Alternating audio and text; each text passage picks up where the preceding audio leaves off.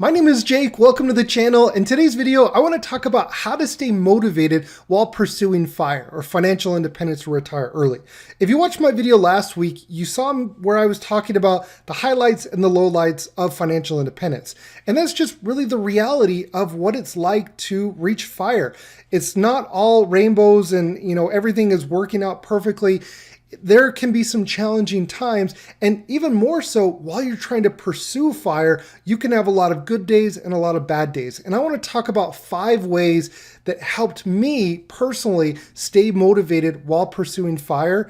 And I look back on my own experience when I was pursuing FIRE. I would watch a ton of videos from other creators like The Mad Fientist or Mr. Money Mustache, and I would listen to their stories and I would try to apply them into my own life. Some of the stuff that I heard would be applicable to me and some of it wouldn't be. And I think that's going to be the exact same case with my story, because what I'm going to talk about in this video is nothing that I researched or Googled. This was just inner reflection on what really helped motivate me. And as if you and I were having a conversation, you were sitting next to me and I'd say, hey, this is what helped motivate me while pursuing FIRE. And this is the list that I came up with. But really quick, before we dive into that, what you're seeing on your screen is the Panamanian flag. I'm going to be flying down to Panama here this week and going to be visiting a few places in Panama.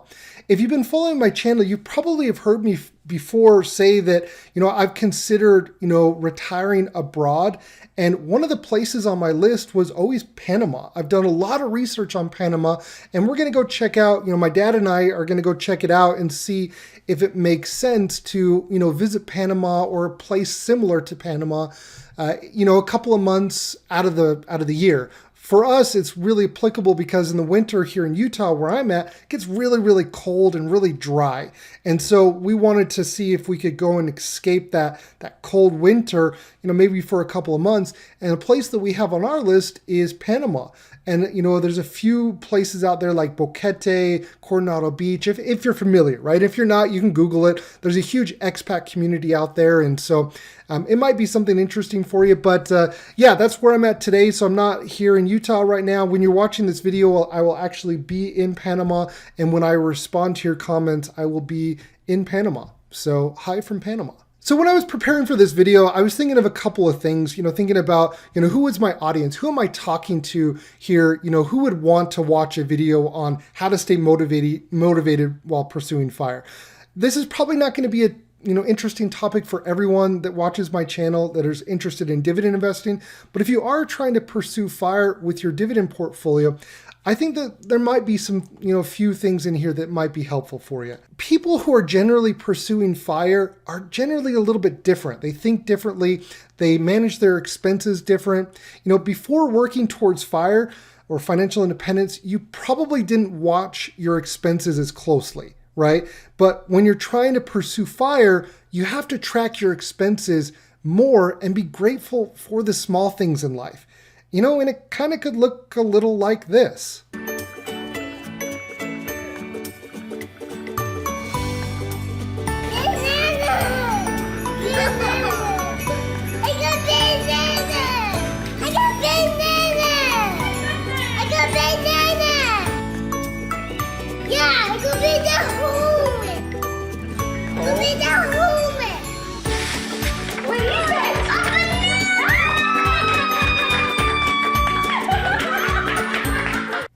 Oh my gosh.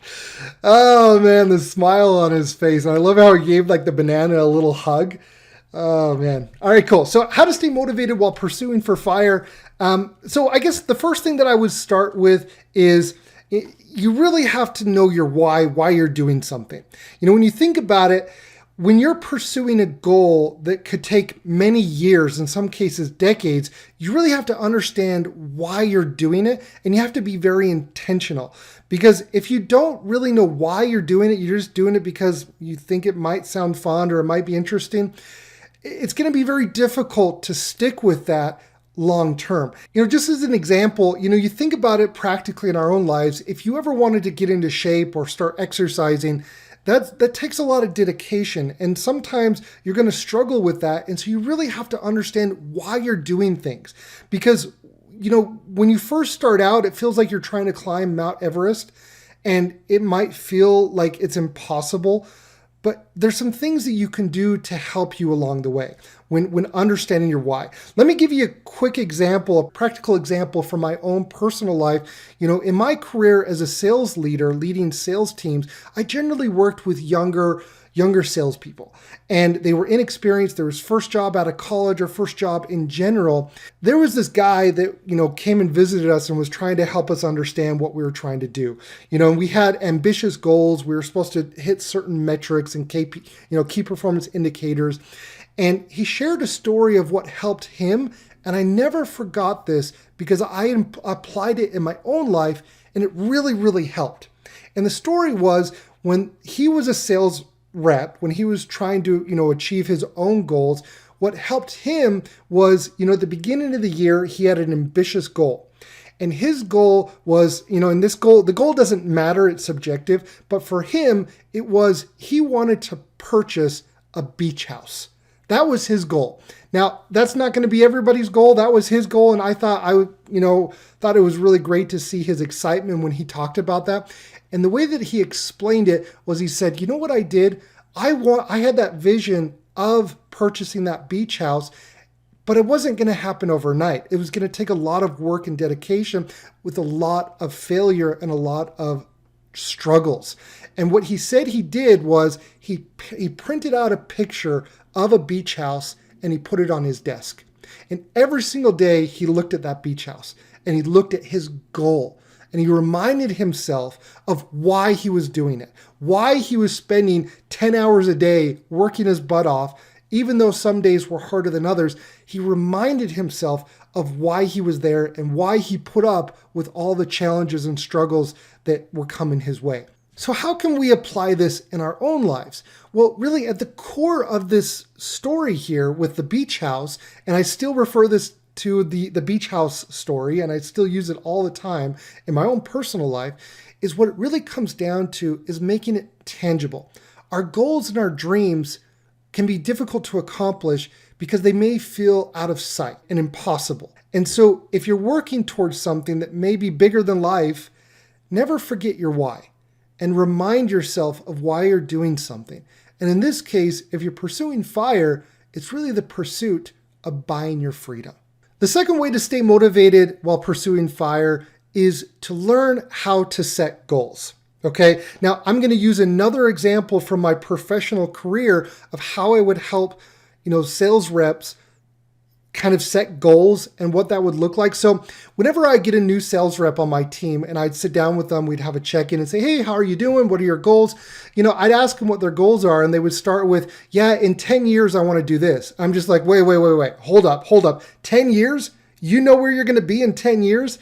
All right, we need to pull it in here a little bit, and we need to focus a little bit more on the short term and then think long term. Okay, so what I would always coach my team on is, and myself with this applies to professional and personal, okay? So I kind of view them the same in this context. But when you're setting a goal, in this case, you're trying to reach FIRE, that's your dream or your big time goal. Like that's the main thing that you're striving for.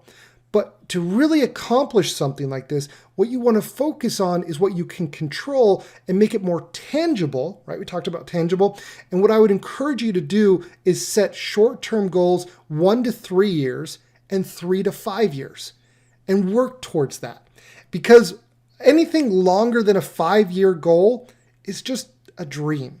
And there's nothing wrong with having a dream, but you have to understand that anything over 5 years is just a dream. Let me give you a few examples. So if you were to set a goal in the next 1 to 3 years to get out of debt or to increase your monthly contributions to your portfolio, that is a goal that you have control over and then you can focus on today. Now, obviously, that goal is contributing towards the larger goal or the larger dream of reaching FIRE, but you're focusing on what you have control over, and that's right now.